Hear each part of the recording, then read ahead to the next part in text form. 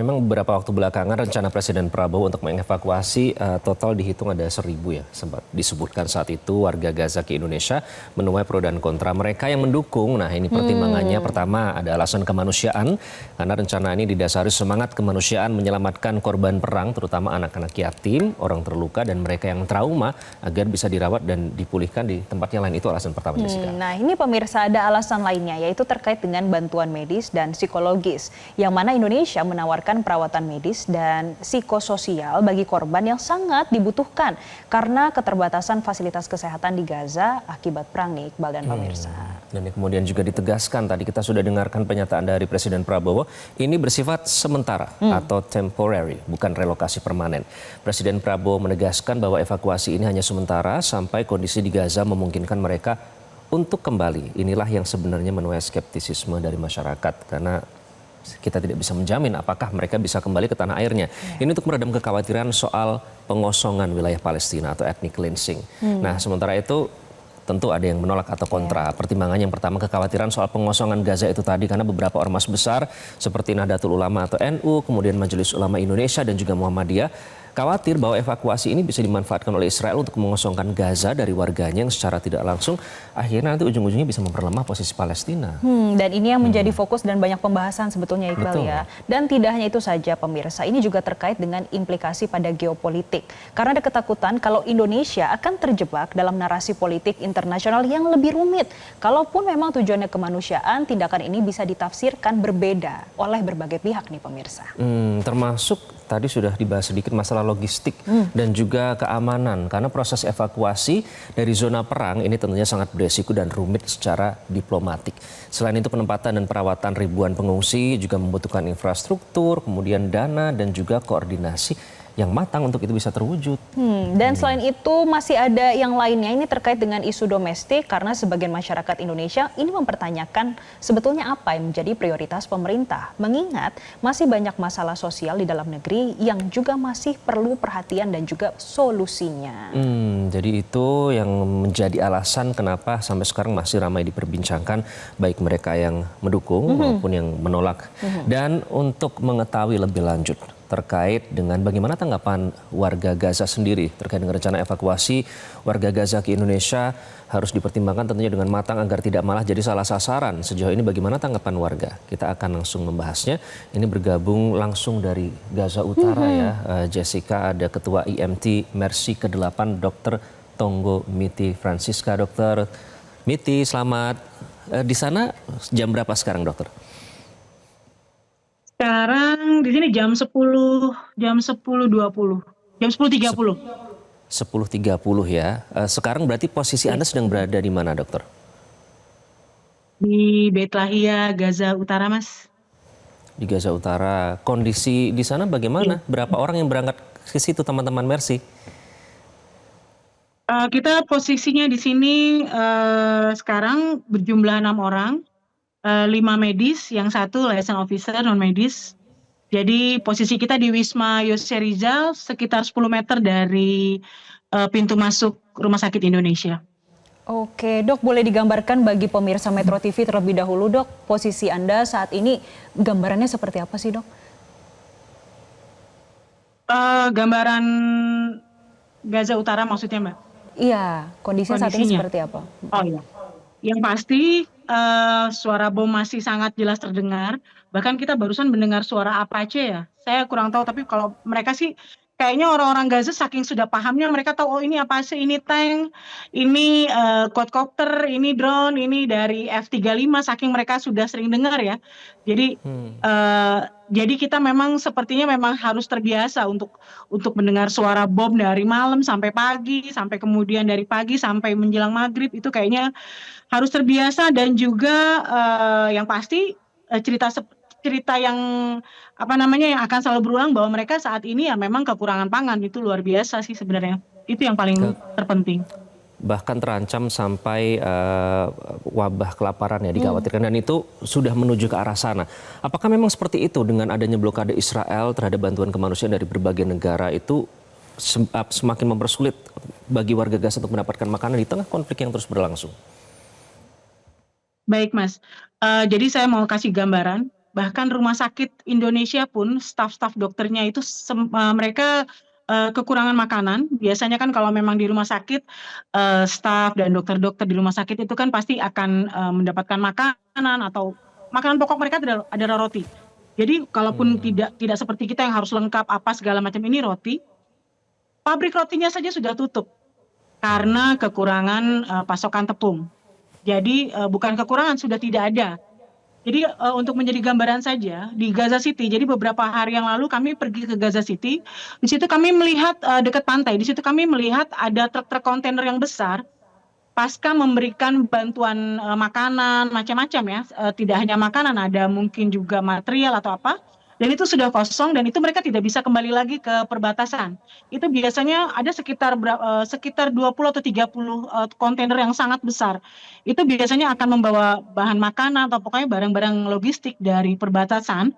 Itu akan dibawa ke Gaza, lalu kemudian mereka akan kembali lagi untuk mengambil pasokan-pasokan logistik yang lainnya. Tapi ternyata sekarang sudah ditutup dan mereka tidak bisa dan sekarang teronggok di dekat pantai. Itu banyak sekali. Gitu. Jadi kemudian untuk masalah makanan juga, itu juga bahan-bahan makanan sudah kosong.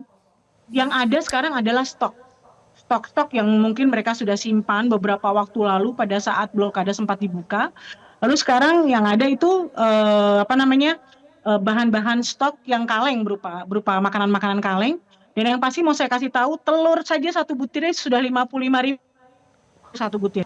Kalau Mbak dan Mas Iqbal mau tahu, kita di sini bisa foya, kalau di Indonesia bisa foya makan mie instan, mau berserah berapapun, ada 30, sekedar gambaran ada 30 mie instan, itu harganya hampir mendekati 2 juta.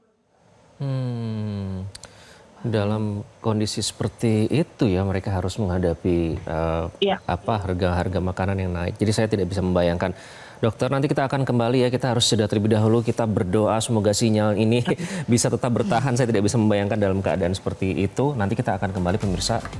Dokter, pasti sudah mendengar rencana Presiden Prabowo yang mengadakan konvers bahwa siap mengevakuasi warga Gaza. Dokter dan teman-teman di sana pasti sudah berinteraksi langsung, ngobrol langsung dengan warga Gaza. Apa tanggapan mereka pada saat mendengar rencana evakuasi ini, dokter? Baik, yang pertama kami sangat mengapresiasi keinginan Bapak Presiden untuk bukan mengevakuasi ya, untuk mengobati masyarakat Gaza di Indonesia. Kami sangat mengapresiasi itu karena berarti Bapak Prabowo, Bapak Presiden dan kemudian pemerintah kita sangat concern dengan masyarakat Gaza. Tapi memang kalau menurut masyarakat Gaza sendiri yang kami dengarkan beberapa hari belakangan ini, justru itu merupakan bukan keinginan kuat mereka. Jadi dari Rumah Sakit Indonesia ini merasa bahwa ini adalah saran dari Mercy dan ini juga merupakan klarifikasi juga ya Mas ya, bahwa ini bukan merupakan saran Mercy kepada pemerintah karena mereka menganggap bahwa ini adalah saran dari kami yang berada di Gaza, karena kami berada di Gaza maka inilah saran dari kami. Jadi yang sebenarnya adalah mereka mau keluar. Mereka mau untuk anak-anak yang kuliah juga, lalu kemudian yang sakit juga untuk dievakuasi, mereka mau. Tapi harus ada jaminan garansi, harus ada jaminan. Harus ada garansi atau hitam di atas putih bahwa mereka bisa kembali dan itu harus dari pihak terkait yang selama ini memblokade dan selalu melakukan penyerangan. Dan itu sepertinya mereka takut kalau mereka tidak bisa kembali. Dan yang ada juga adanya suatu kekecewaan mengapa harus evakuasi, kenapa harus keluar. Boleh kami kasih saran bahwa Rumah Sakit Indonesia ini sangat mumpuni untuk merawat pasien-pasien apapun. Masih ada lagi Rumah Sakit Al-Auda, masih ada lagi Rumah Sakit Al-Ahli, masih ada lagi Public Aid, ini yang di utara ya Mas ya. Belum lagi Al-Nasar yang walaupun memang dibom berkali-kali itu. Tapi kemudian rumah sakit di sini masih mumpuni asalkan blokade kemanusiaan baik itu logistik non medis maupun medis itu dibuka seluas-luasnya.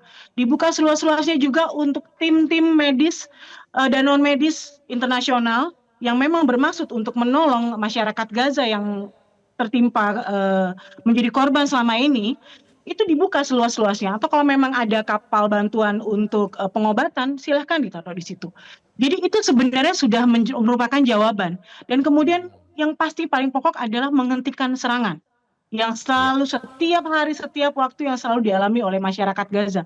Kami menjadi saksi sendiri bagaimana kekhawatiran dan ketakutan masyarakat Gaza tidak hanya kelaparan ataupun kekurangan medis ataupun rumah-rumah mereka yang sudah hancur yang mereka tidak punya material untuk membangunnya, tapi juga kemudian serangan-serangan itu juga merupakan suatu kekhawatiran mereka yang bahwa mereka merasa bahwa kita tinggal tunggu waktu saja karena ini bom akan selalu random diserang. Lalu bagaimana setelah kemudian apakah akan ada jaminan setelah mereka keluar bom itu tidak akan datang lagi?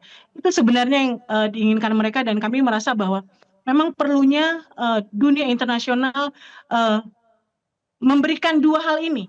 Jadi ada penekanan agar dua hal ini kemudian diwujudkan, serangan dan membuka blokade. Itu sih Mas. Masalahnya itu sudah sering kali disuarakan Dokter Mea ya di forum-forum internasional di Ya. PBB, tapi terkesan tidak bisa membendung begitu. Dokter Mea tadi sempat menyinggung terkait dengan Rumah Sakit Indonesia yang masih mumpuni dan juga ada beberapa permintaan dari warga Gaza yang sebetulnya itu yang mereka butuhkan begitu dok. Dok, saat ini memang kondisi dari Rumah Sakit Indonesia di sana seperti apa sih dok? Apakah seberapa kuat dok saat ini? Alhamdulillah rumah sakit pemberian dari rakyat Indonesia ini luar biasa, masih kuat dan masih berdiri tegak. Dan ini yang kayaknya menurut kami ini yang paling tegak di Gaza ya, di Gaza Utara sih tepatnya. Jadi dokter-dokternya ini ada sekitar 150-an mereka. Lalu kemudian juga barang-barang, walaupun nah itu dia, itu tadi. Eh, Perlengkapan banyak yang dihancurkan memang. Perlengkapan-perlengkapan medis seperti CT scan dan itu juga memang sudah dihancurkan. Tapi apabila itu dibuka, itu kayaknya kalau bisa masuk itu bisa luar biasa berfungsi dengan baik untuk mengatasi pengobatan apa yang korban-korban dari serangan dari Israel. Rumah sakit sekarang ini sehari saja untuk pasien emergensi kurang lebih sekitar 500 sampai 600 yang untuk pulang pergi. Dan yang sekarang yang berada di rawat inap itu ada sekitar 100.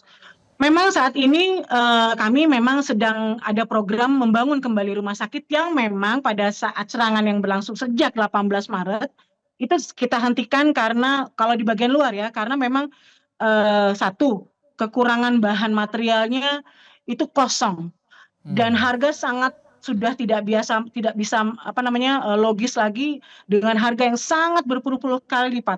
Itu juga yang kemudian menghentikan tidak terlalu maksimal karena itu tadi barang-barang yang luar biasa mahal tadi dan kemudian juga banyak izin-izin yang tidak bisa kami dapatkan untuk suplai alat-alat kesehatan. Tapi kalau misalnya ada serangan ataupun misalnya ada korban-korban yang datang, sampai saat ini alhamdulillah Rumah Sakit Indonesia masih bisa menangani. Oke, dokter, terakhir ini kan Anda dan teman-teman bertaruh nyawa ya di sana ya, karena bisa tadi Anda sudah nyatakan sendiri bombingnya itu sudah indiscriminate, tidak menargetkan lagi ada mau itu bangunan, mau itu sekolah, tempat tenda-tenda pengungsi juga dibom. Jadi apa harapan warga Gaza dengan kondisi yang seperti ini, Dokter Mea? Maksudnya kita speechless ya untuk menggambarkan apa indiscriminate bombing ini. Apakah mereka masih punya harapan apa yang disampaikan mereka terkait dengan situasi seperti ini dan apakah mereka masih punya kepercayaan terhadap negara-negara Arab dan dunia internasional? Baik Mas, jadi sebenarnya masyarakat internasional, terutama masyarakat Indonesia ini kan sering inilah fungsinya juga media sosial. Jadi banyak sekali dukungan-dukungan moral yang diberikan oleh masyarakat melalui media sosial itu juga merupakan suatu spirit buat mereka. Jadi mereka merasakan bahwa oh dunia internasional masih merasakan juga dan masih memberikan dukungan yang kuat buat mereka dan itu mungkin bagi orang-orang sepele, tapi bagi mereka itu merupakan dukungan yang sangat luar biasa. Bayangkan kami yang cuma berenam ini kalau lewat mereka akan selalu memberikan bukan kami yang support mereka, justru mereka yang support kami. Terima kasih kalian masih berada bersama-sama dengan kami, kalian tidak pergi, kalian tidak meninggalkan kami di dalam situasi seperti ini. Dan itu merupakan suatu kebahagiaan buat kami karena kalian ada di sini. Itu saja membuat mereka merasa bahwa semangat itu ada karena adanya warga negara Indonesia. Jadi itu yang harus kita belajar, Mas, bahwa lagi-lagi masyarakat Palestina, masyarakat Gaza khususnya adalah masyarakat terkuat di bumi ini menurut kami. Jadi kita jangan membayangkan bahwa mereka akan menangis-nangis sekarang atau apa, tidak. Kekuatan mental mereka itu luar biasa. Baik, Dokter Mea, kami berdoa semoga teman-teman di sana tetap diberikan kekuatan dan semangat. Kita pahami tidak mudah ya untuk bertugas di sana. Kita yang bisa kami lakukan. Mas, maaf. Gimana, maaf Dokter? Tadi ngomongnya agak sedikit semangat banget ya. Iya, nggak apa-apa, Dokter. Justru kita senang mendengar Dokter Mea semangat. Iya. Itu artinya masih Di ada. tengah-tengah ini semua masih ada semangat dari Dokter Mea, ini membuat ada harapan bagi kita semua. Jessica sampai merinding Iya, tadi, saya sampai Dokter. merinding, Dok. Saya mendengar cerita Dokter Mea di sana, gimana justru mereka yang menyemangati teman-teman dari Mercy di sana, Dok. Baiklah, baiklah, kita juga tentunya mendoakan dan kita akan selalu mengawal kasus ini, tidak akan putus-putus doa kami sampaikan dan dukungan dari masyarakat Indonesia. Dokter, semoga suatu saat teman Metro bisa diajak, saya siap berangkat bersama teman-teman Mercy jika ada kesempatan ya, Dokter. Insya Allah ya. Tidak ada yang nggak Baiklah. mungkin, Mas Iqbal. Makasih Baik. banyak, terima kasih buat kita kesempatan untuk memberikan siar ini. Baik, salam untuk teman-teman semua, sehat selalu Dokter. Assalamualaikum.